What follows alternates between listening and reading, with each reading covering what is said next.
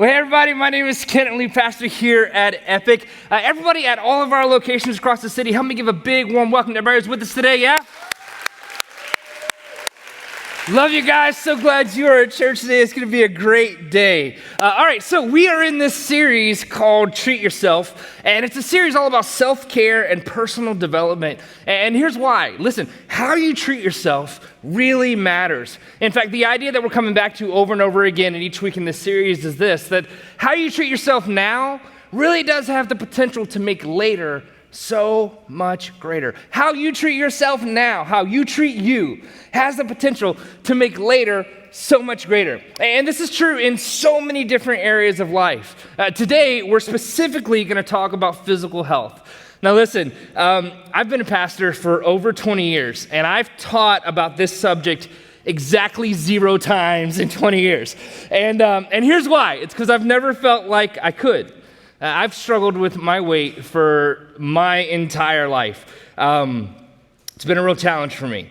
And so in some ways, I'm like the last person that anyone should take any advice from about their physical health. Like you shouldn't take financial advice from someone who's broke all the time. You shouldn't take relational advice from somebody who doesn't have any healthy relationships. And so you probably shouldn't take any health advice from someone like me. On the other hand, though, because I've struggled with my weight for my whole life, I think I can also identify with other people who've had that struggle in ways that most people can't. You know, I think it's interesting in leadership, one of the things that I've learned over the years is that you lead with your strengths, but you connect with your weaknesses. Isn't that true? You lead with your strengths, but you connect with your weaknesses. And today is all about my weaknesses, which, you know, I'm glad that you get to enjoy this. And this is my worst nightmare happening right now. So congratulations, you're here for this. At any rate, I think it's going to be good. And here's the thing. As much as I hate to talk about this particular thing and I really put some of my junk out there, I think it's going to be helpful. I think it's going to be meaningful. And I think it can help maybe all of us in some way move forward. Like even if you can't identify with the struggle of weight, I think we all know what it means to struggle with something. I think every single one of us knows what it means to struggle with something. We're like, what is that? Like I just can't get over that hill. Like what is this about? Like how come this is an ongoing thing for me? And you know, your struggle might be different than mine. And I think another difference between your struggle and mine is, what I hate about mine is that mine is on display. Like a lot of us can keep our struggle a secret, but if you have eyes, there you go, right? It's right there in front of you. And so that's okay though, because I think it's going to be a helpful thing for all of us. So I'm going to go ahead and just jump into some of my story. So here's the deal. I love food. Love me some food. I come from a family of people who love food. We would rather eat at home because our food tastes better at home than it does at the restaurant. Love food. All of my favorite memories are revolve around food. Get this, when I was in 6th grade and I got straight A's, I got to choose how we celebrated. I didn't want money. I didn't want to go on a trip. You know what I wanted to do? I wanted to go to Ryan's Steakhouse. You know why? Because they have yeast rolls and honey butter. Oh, sweet Jesus. Yeast rolls and honey butter. My little taste buds just stood up and just sang the hallelujah chorus. It was a wonderful, wonderful thing. Loved it. So I've been big my whole life. The first time that this was actually a problem for me, though, was actually in elementary school.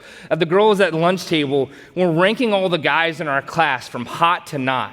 And I remember thinking, I'm at least top 3. At least top 3. And I was shocked. I was shocked to find out that I came in way lower in the draft than I thought I should have. And I was like, what is this about? This is not okay.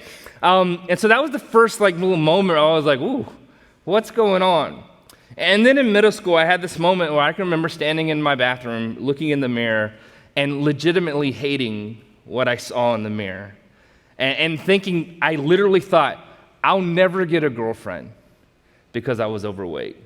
Like as a 7th grader, like that's the kind of thing that I was thinking. And for some reason, even way back then, the fact that I was overweight, it felt so permanent to me. It felt like there was absolutely nothing I could ever do to change that. That was just a fact. That's just who I was. And that thinking, it stuck with me. I've never thought that I could really do anything about it. Tried all kinds of diets. Was never able to have Atkins. Oh my gosh, Atkins. Never able to really stick with one for more than 2 or 3 weeks. By the time I was 26 years old, I was well over 300 pounds. And I went to go see a doctor.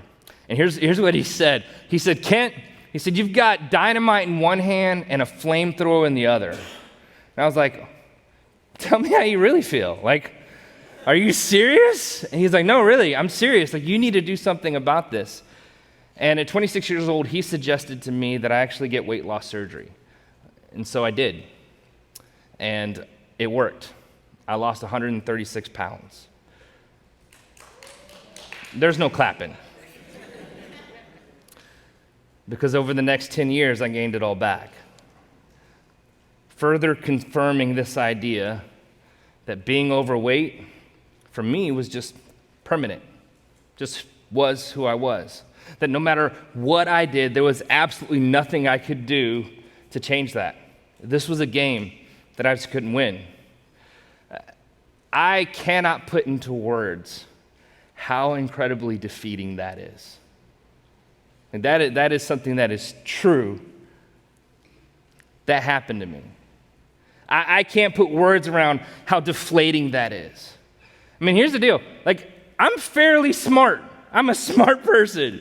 I've done fairly well in life in a lot of different areas with a lot of different things. How in the world can I have failed so miserably with this? Anyone else ever felt that kind of a way? It's like, man, I'm like, how? How in the world could I have failed so miserably with this particular thing, whatever your particular thing is? And so what you do is you eventually get to the point where you just try not to think about it. Like, that's the only real way to cope with it. You just try not to think about it. And then last year, a series of events happened in succession that kind of brought things to a head. And here's what happened. The first thing that happened was 2 of my closest friends sat down with me, and they shared their concern. And they didn't just share their concern about my weight and my health, but they shared their concern for me as a person. See, at that point, I was okay with not being okay, but they weren't. And I think we all need friends like that.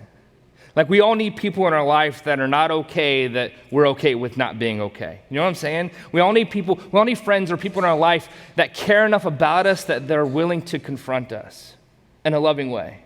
We all need those kinds of people. And I've been around long enough to know that when people who really love you and care about you do the hard thing and confront you, you got to have ears to hear that.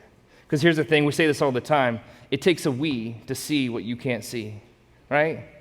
It takes a we to see the things that we refuse to see sometimes. You know what I'm saying?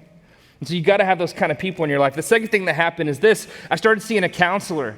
And this counselor spoke with me about the importance of self-care. And it's funny because one of the first times we met, I said, hey, I got 3 issues I want to work on. There's this thing, and then the last thing is related to my health. And we should probably work on that one last, right? Because to me, it was like how you deal with debt, like the whole snowball thing. Like, do the small things first, and then you get to the big one last, right? That's what I thought. I was like, we'll do that one last. And he just looked at me and he goes, we should probably do that one first. And I was like, ooh, I hate you. Not cool. This is not a good moment, you know? And so that's what he said. And let me tell you what came from the counseling, and I'll boil it all down.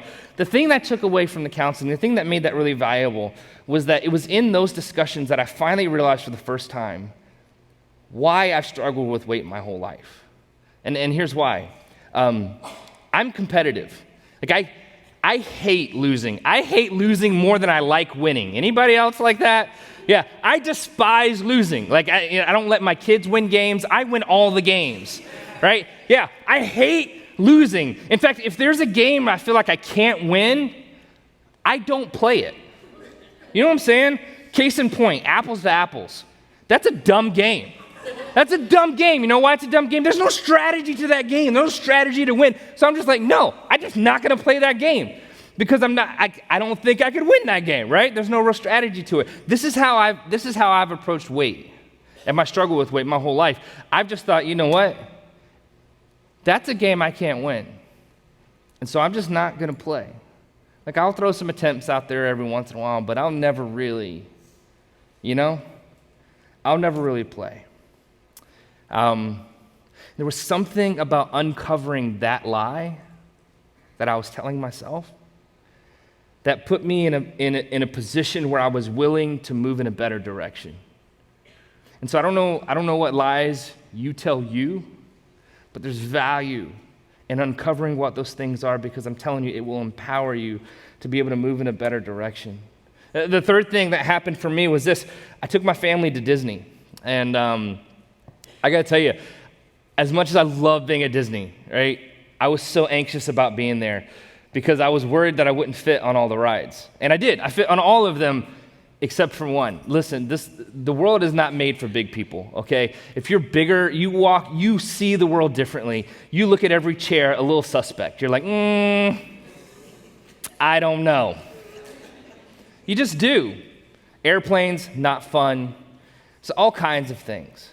And so an amusement park, as much fun as that's supposed to be, there's this little thing on the inside of you that's like, oh boy, let's roll them dice. Let's go see if this is going to work out. And it did. We had an amazing time, except at one ride, the new Avatar ride. We waited in this line forever. It was me, my son Cohen, and my daughter Kaylee. And we finally got to the front of the line. It was time to get on the actual ride. And I just couldn't fit. And I had to stand up, take the walk of shame out of the little loading area, and leave my two kids to ride the ride by themselves. And that was incredibly emotional for me. And it was emotional not because I didn't fit. It was emotional because I felt like I embarrassed my kids. I felt like I embarrassed my children. There's this verse in Song of Songs that says this. It says, "They made me the keeper of the vineyards, but my own vineyard I have not kept." That moment for me, as much pride as I take in keeping everybody else's vineyard, that moment for me brought me face to face with the fact that my own vineyard I have not kept. A few weeks ago, we looked at a verse in Proverbs that says this, that a wise person sees danger, sees it ahead of time, and takes refuge, takes precaution. But a foolish person just goes blindly on and suffers harm. See, it took all of these things happening to help get me to the place where I just wasn't okay going blindly on anymore. I wasn't okay just pretending that it wasn't a thing, right? There's something about a moment like that. There's something about a moment where you just can't ignore it anymore. There's something about a moment where you see things for what they really are, that all of a sudden it empowers you, and it becomes a catalyst to move you in a better direction. It reminds me actually of a story that Jesus told about a young man who had a moment of his own just like this. It's found in Luke chapter 15. Jesus tells about this son who went to his father and he demanded his portion of the inheritance from his dad. And that was an incredibly disrespectful thing to do. Essentially, this son was saying to his dad, "You're dead to me. So give me what's mine so I can go on and do whatever it is that I want to do." The dad gives him his portion of the inheritance, and he ends up leaving town, and he goes off and he squanders all of his money. Like, he squanders all of his wealth. He loses it all in wild living. And after that, it turns out there's a famine in the land, right? So there's an economic downturn. Like, not only does he not have any money, but now things economically are not good. And he ends up having to get a job feeding the pigs just to make ends meet. And this, whenever Jesus was telling this story, the people that were listening, this was a Jewish audience. So when, they considered pigs unclean. And so when they said this, everybody was like, "Oh, no way." Like, that was about as bad as it could get, like if that was your job. And that's where we're going to pick up the story. Here's what it says, verse 16. It says this, it says that he longed to fill his stomach with the pods that the pigs were eating, but no one gave him anything. And so not only was he feeding pigs, but he was so hungry, so desperate, so in need, that he longed to fill his stomach with the pig's food. Listen, here's what I know. You try to ignore your own foolishness long enough, And eventually it'll cost you more than you ever intended for it to cost you. And some of you know what I'm talking about because it's cost you a relationship. For some of you, it's cost you a marriage or two. For some of you, it's cost you your reputation. For others of you, it's cost you some of your future. Listen, ignoring your own foolishness, it always takes you to places that you never thought you'd end up, and it always costs you more than you ever intended for it to cost you. Look what happens next, verse 17. It says, when he came to his senses. I love this verse. Now this right here, this is so important. If you've got a Bible, you should underline this, highlight it, circle it, star it, put some squiggly lines underneath it, because this right here, this is the phrase that pays. In this moment, his whole story started to change. It says this, it says, the rest of verse 17, it says, when he came to his senses, he said, how many of my father's hired servants have food to spare? And here I am, starving to death. Listen, if you and I are ever going to really see real change, real transformation in our life, then there has to be a moment where we finally just come to our senses. A moment where we wipe away the fog and see things for how they really are. A moment where we look around and say, what am I doing here? How did I end up here? A moment when we're willing to admit that, yeah, I've got a problem and it's not okay to stay that way. I want you to look at what happens next. He makes a plan. This is a good plan. Verse 18. It says, I'll set out and I'll go back to my father and say to him, Father, I've sinned against heaven and against you. I'm no longer worthy to be called your son. Make me like one of your hired servants. So he got up and went to his father. See, after he admitted that he had a problem, he got up and went. And I think that's the same thing that so many of us need to make sure we do. After we admit that we have our problem, we have to make a plan and then get up and went. You can't just stay there. I mean, think about this. If he wouldn't have taken responsibility for his own issue and then done something about it, he would have died there with the pigs. And I think for so many of us, we're content to do the same thing. We blame everyone else and everything else for why we are where we are. But listen, at some point, we all have to stop playing the victim. At some point, we all have to stop being the victim, even if there's a legitimate reason why we're a victim. Because here's the thing, victims who stay victims never experience victory. They never do. Victims who stay victims, they never experience victory. They die that way. So this past fall, I decided that's it. I refuse to be a victim anymore. And I refuse to die this way. So I made a plan. And I got up and I went. What was the plan? I made an appointment with a dietitian. Her name was Adrianne Delgado. And since I've been working with her, I've lost just over 50 pounds. Yeah. In fact, I actually asked Adrianne if she would come and spend the rest of our discussion today with us. So all of our locations, help me welcome Adrianne Delgado.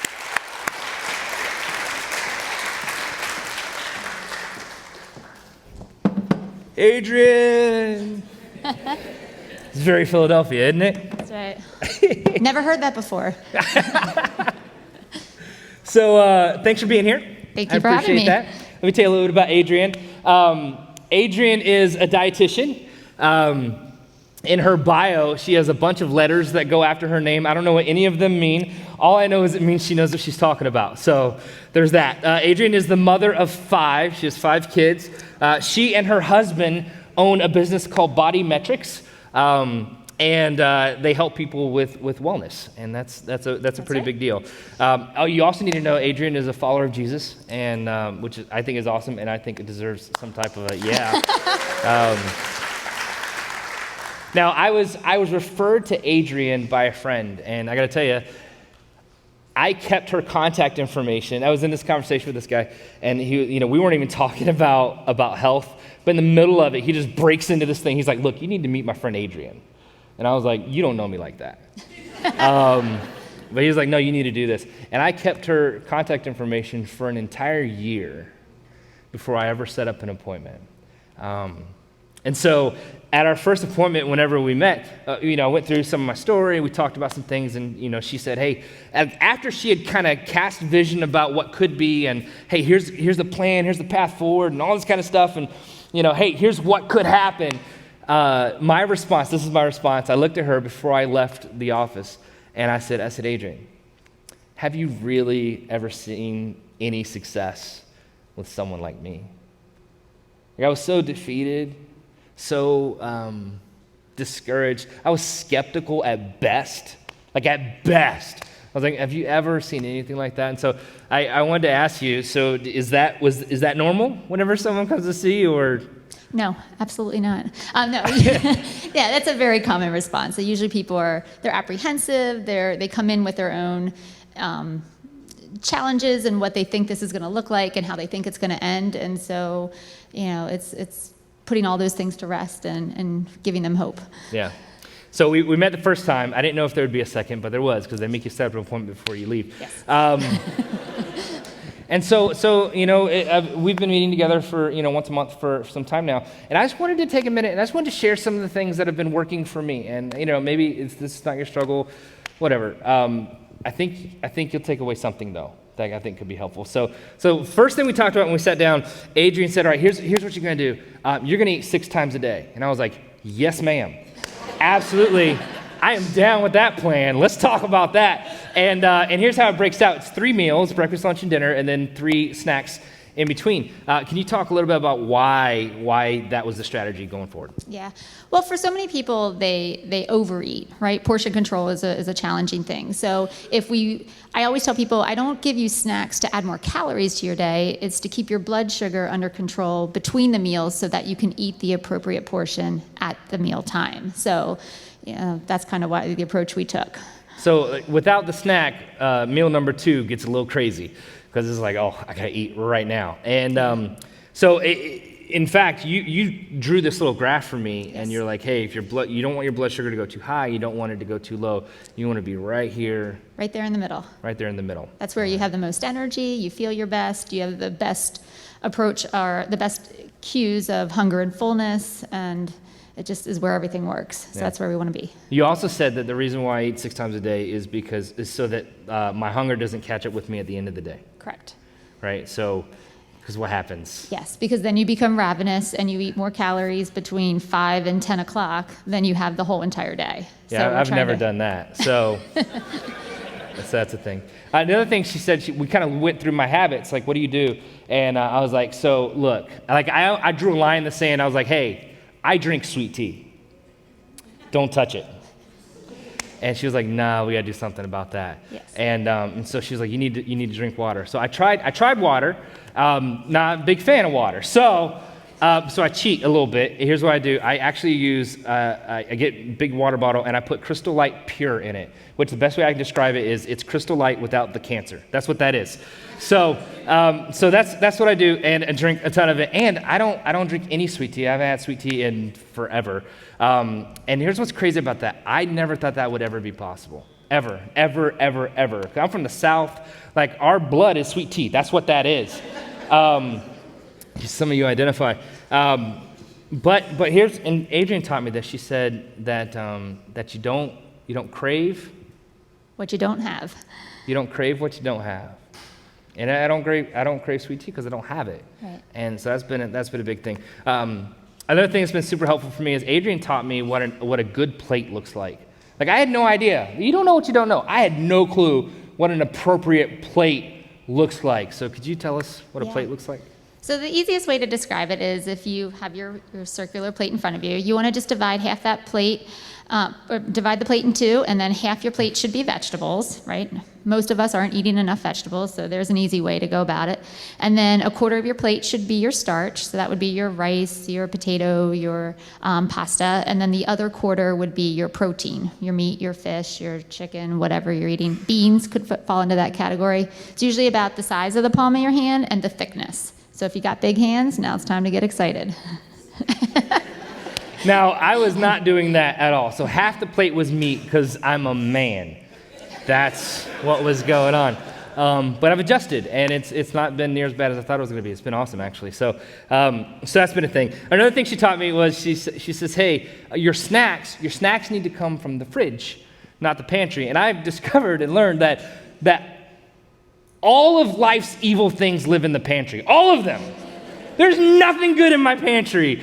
All the good things are in the fridge. So can you tell us about why that's true? Sure. So you may have heard, like when you go to the grocery store, you should shop the perimeter. We've kind of heard that before. And that's because the perimeter is where all the refrigerated cases are, because they need to be plugged into an outlet. All right? So all the live foods live in refrigerators. They need to be in the refrigerator, otherwise they'll perish. And so if the food has life in it, that means it has vitamins, minerals, nutrients. That's what gives us, the energy we need. And so I always tell people, you're not the same person you were 3 months ago, even 6 weeks ago, because your body's constantly changing and regenerating new cells. So where do you get the raw materials to make those new cells?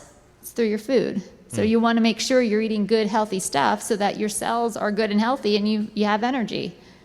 You fill it with crap, you feel like crap. You're lethargic, you're tired, you struggle with coming up with words or phrases. And so that's why we want to eat out of the refrigerator. Can I quote you? What did you say? If you eat crap, you feel like crap? That's right. Yeah, it's not in the Bible, but probably true. So somewhere. It probably is in the Bible, actually, so not those exact words. So another piece that's been really helpful for me has been just the whole journey of awareness. Like, you don't know what you don't know. And so for me, part of it is like discovering little things, like light Italian dressing is 25 calories versus ranch dressing, which is 280 calories. And I do the math. Listen, ranch dressing is not 10 times better than light Italian dressing, but it's 10 times the calories. I just had no clue, right? Right. And not just that, but like olive oil, it's 120 calories a tablespoon. And olive oil, it's a good fat. It's a good Healthy thing.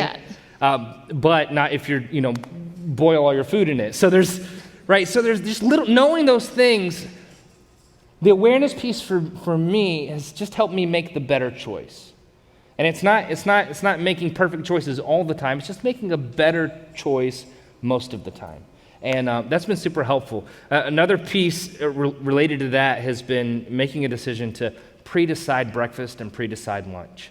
And then dinner is a good old time at my house. But breakfast is usually 2 eggs, a little 2-egg omelet with cheese and onions, some little vine-ripened tomatoes, and a banana or some tangerines or something like that. So that's breakfast. Lunch is usually a salad with grilled chicken. That's and just pre-deciding that, so there's just not that's what I do. That's what I'm doing.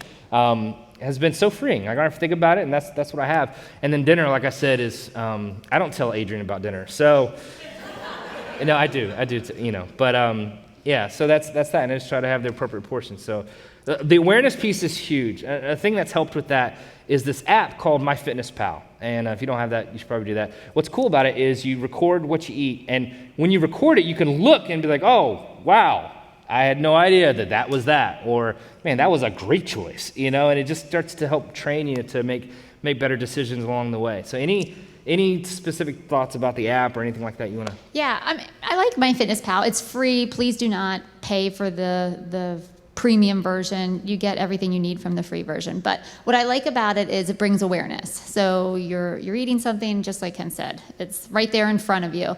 And I'm a big proponent of saying 2 things have to be present before you're able to make change. And one of them is awareness, right? You don't know what you don't know. So figuring out, oh, wow, when I eat this meal at McDonald's, it's this many calories. I had no clue. Now you do.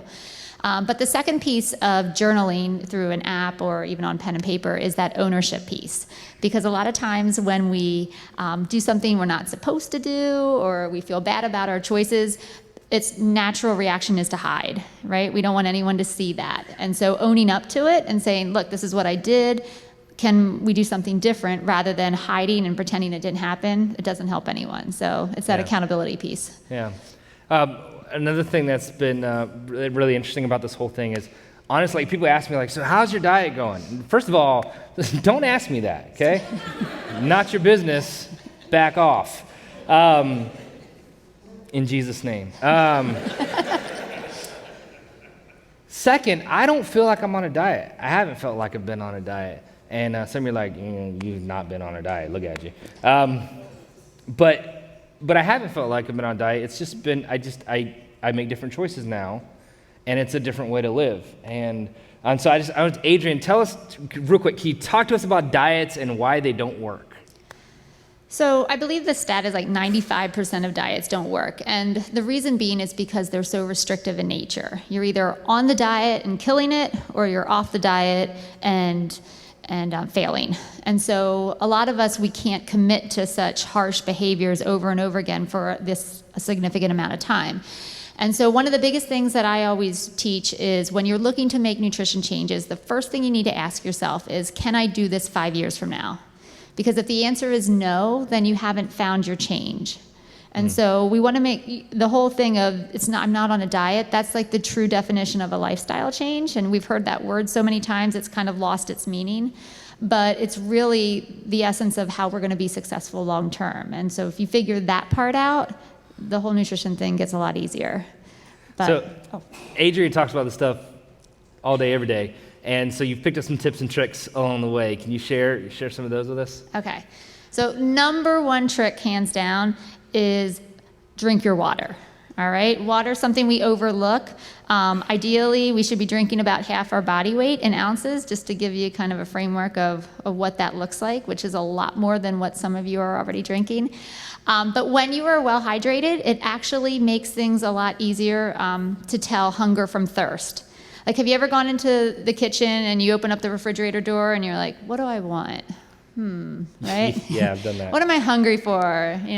If you don't know what you want, you're actually not hungry, right? You could be thirsty, but if you're dehydrated, it's hard to tell the difference between thirst and hunger. But if you're hydrated, that distinction's very easy. So that's a tip. That's a good one.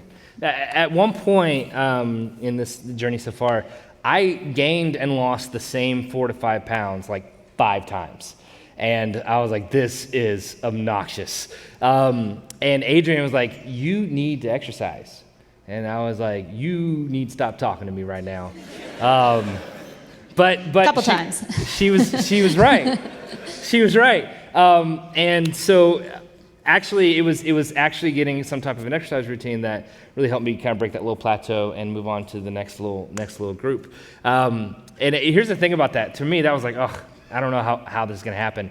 But I listened to this book called Atomic Habits. And there's one little part of the book where there's this guy, his goal was to become a gym person. Like, he wanted to be someone who goes to the gym. And so the way that he did that was that he decided, you know what, I'm going to go to the gym every single day. But he would only stay for 5 minutes, and then he would go home. And I was like, that's a good idea. So I started going to the gym 3 times a week, and I didn't stay for 5 minutes, I would stay for 20 minutes, and I'd walk around the track upstairs, and that's all I would do, and then I would leave, and so that kind of created that habit. Then after a month, I decided, you know what, I'm going to graduate from the track, and I'm going to go to like the fitness room where the exercise equipment is, and that whole thing, I was filled with way more anxiety about going into that room than I ever thought I would be filled with. And I spent like an hour and a half on YouTube watching videos about what am I going to do when I walk in there, and how do and what's, and I called a friend and he gave me a little routine. And so for me, it's 10 minutes of stretching, 20 minutes of cardio, and then I jump on 4 different machines. There's a push, a pull, some kind of a pull thing, and then legs. And part of that has been learning to work large muscle groups. So can you talk just real quick about why it's important to work large muscle groups and how that's helpful? Well, probably the most obvious is that they burn the most calories, and they're the easiest to do because they're the muscles we use the most. So that's a great place to start. And like you said, to break a plateau, exercising is great just to get you that edge to get over that hump. Yeah. So large muscle groups, great idea. So I started doing the exercise thing, and I was like, oh, if I'm doing the exercise, that just means I could eat a little differently. Right? Because I'm like, ooh, right? Rob Peter, pay Paul. Let's do this. So we went to Great Wolf Lodge, and I was like, I'm going to be walking up and down those steps to that slide all day long with my kids. Like, that's a serious workout. I could probably afford to splurge a little bit. And I told the kids, I said, kids, there are no rules. No rules. And I thought, with all this exercise, man, it's going to be awesome. So I'm going to eat what I want, and I'm going to lose weight. So I got back and I had gained 5 pounds, and I was like, what? And Adrianne looked at me, and you remember what you said? I do. I said, you cannot out-train a poor diet.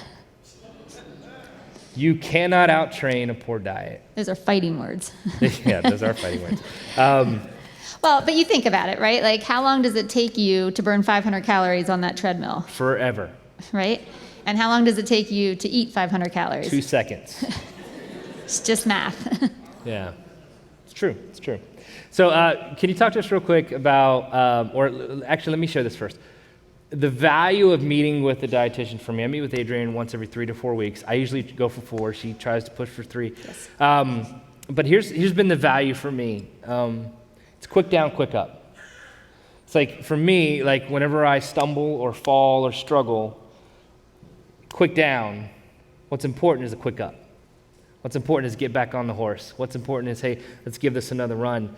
Don't let one poor decision lead to a series of other poor decisions. Get back up, right? Don't let one poor choice in the morning lead to poor decisions for the rest of the day. Get back up, quick down, quick up. And my routine of meeting with Adrianne has forced me to have a quick up no matter how long the down was. There's always an up, and it's not too far away. So that's been a helpful thing. And she was telling me a story about a friend, this lady who had lost a bunch of weight, and someone asked her, like, what's your secret? And here's what she said. Yeah, so the thing was, she lost a lot of weight, and she's like, what are you doing? What special diet are you on? She's like, there's no special diet. She said, I eat more fruits and vegetables. I go to bed earlier. I don't drink as much on the weekends. I exercise 4 or 5 times a week, and I meet with a dietitian to make sure that I do all those things. So there's that accountability piece again. Yeah, it's a really important thing. So it's been helpful for me. You've written a book. Yes. And so I just wanted to share that with everybody. In fact, the book comes out on July 15th. We've got a picture of it here. It's called Nourish, Eat, Repeat. And look, here's the subtitle, right? I just saw this like 2 days ago. A busy woman's guide to a healthier mind, body, and life. So you've been giving me advice for a busy woman. Absolutely. I don't really know how I feel about that. We'll talk later. Yeah, so there's that. Now, what's cool about this is she's written this book. It's coming out July 15th. Super helpful. And for us, which is cool, we have the option to actually pre-order it just for us and at a discounted rate. So if you'd like to do that, you can go to that website right there, bodymetricspa.com. Nourish, Eat, Repeat. If you don't, you can take a picture with your phone right now, or we can throw it on social later, and you can check that out. But I encourage you to check that out because I think it'd be helpful for you. So hey, you can land this however you'd like. Answer 1 or 2 questions. So 1, why is this whole health thing, from your perspective, why is it such a big deal? And/or if you've got any other closing thoughts, words of advice that you'd like to share with us. Okay.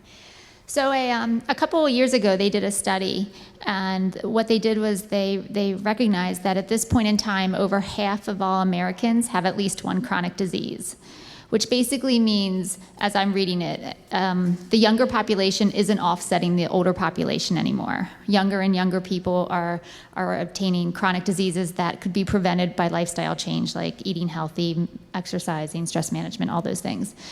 And so based off of those results, what the CDC decided to do was identify what are the top 5 health behaviors that if a person follows just these 5 things, they can change the trajectory of their health. It'll either point them to a path of health or towards disease. And so the 5 things they identified were maintaining a healthy weight, consistent exercise, no smoking, moderate alcohol, and getting enough sleep every night. And so just if you want to venture a guess, what percentage of Americans are meeting all 5?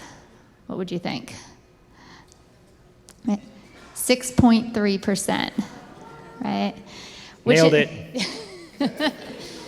Which is, for lack of better word, it's pathetic, right? You know, like we are not getting some of these foundational principles correct. And so I started thinking about it and applying it to, our lives. And, I was thinking, this is things we do for our children, right? We make sure they eat a varied diet. We make sure we take them outside and let them run around at the park or the playground or wherever. We make sure they go to bed on time. We don't feed them any, toxic chemicals like nicotine or alcohol. So where did we lose sight of doing those things for us, that self-care piece you were talking about. Why is it okay to do it for kids but not for ourselves? And so when we can implement these principles and take care of ourselves, it really transcends generations. Yeah. Well, one of the things that Adrianne's been really good in working with me with has been just being really patient and just being like, hey, just one step at a time, and let's just focus on this next thing and keep moving forward. So I just wanted to just take a second. I just wanted to say thank you for all your help and just the way that you've been an encouragement to me and challenged me, and I'm thankful. And church, would you mind thanking Adrianne for thanks for being here today? Thank you. Appreciate it. Listen, when we left off that story that Jesus was telling about the young man who took his inheritance and went and squandered it all away, he had made a plan that he was going to go back to his father's house. And so I just want to pick up where we left off. Here's what it says happened next. It says this, he starts going back towards his father's house, and it says, but while he was still a long way off, his father saw him. Listen, I don't know about you, but that's exactly how I feel. I feel like I'm still a long way off.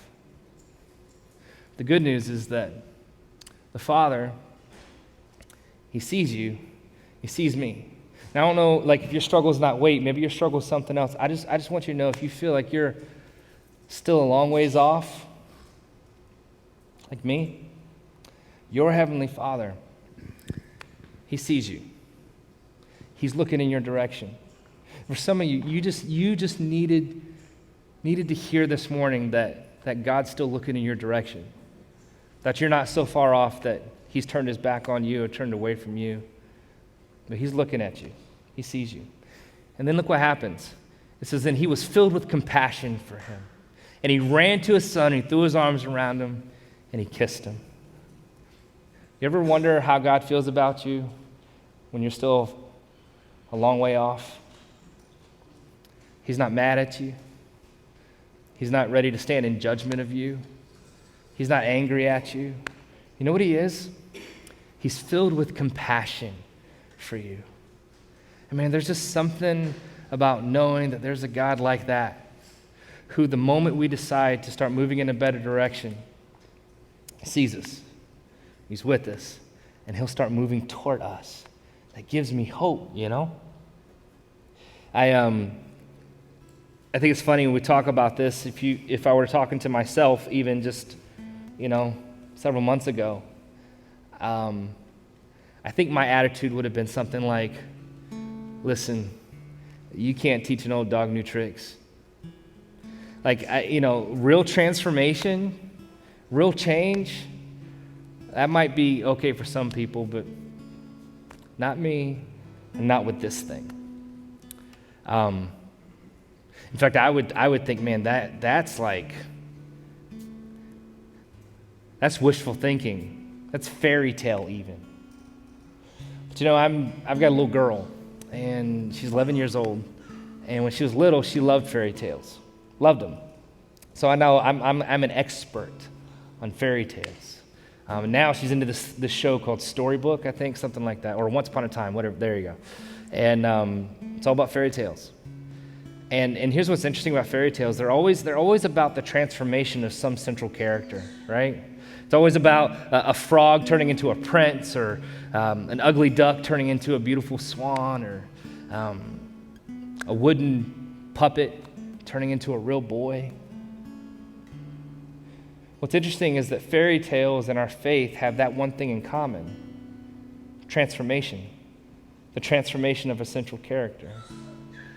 Except with one notable difference: the transformation that happens as a result of our faith, the transformation that can happen in a person's life as a result of God going to work in their life. That's no fairy tale. It's absolutely true, because that's what God can do. So I don't know, maybe you feel like Cinderella. You're just waiting for the day that you can come out of the shadows, put on your dancing shoes, and dance. Maybe you feel like a frog who's picked up a few warts along the way, and you're desperate for anyone to be able to look past your warts long enough to see the potential of the prince that's on the inside of you. Or maybe you're like Humpty Dumpty. You've gone through some things in life that have cause your life to be shattered into a million different pieces. However that may be true for you, I want you to know that this is no fairy tale. It's true. With God's help, real transformation can happen. You can believe that. Yeah? Yeah. Let me pray for us. God, thank you for this time today. We love you. Thank you so much that you first loved us. Give us the wisdom to know what to do with what we just heard and the courage to do it. In Jesus' name, amen.